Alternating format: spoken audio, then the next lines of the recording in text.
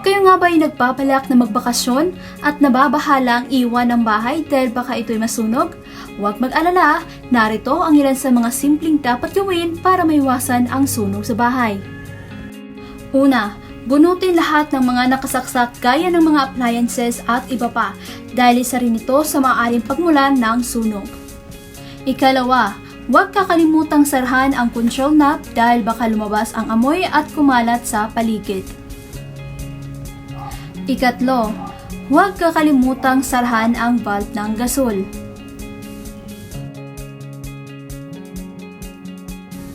Ikaapat, patayin ang mga ilaw.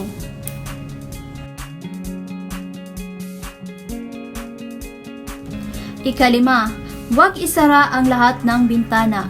Mag-iwan ng kaunting espasyo upang magkaroon ng maayos na bentilasyon sa inyong kusina.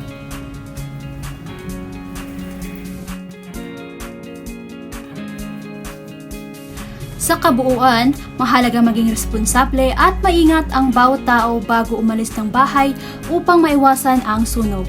Ang simpleng pagsusuri sa mga kagamitang di kuryente, pagsara ng mga pinanggalingan ng apoy at pagtiyak sa kaligtasan ng tahanan ay malaking hakbang upang maprotektahan ang buhay at ari-arian.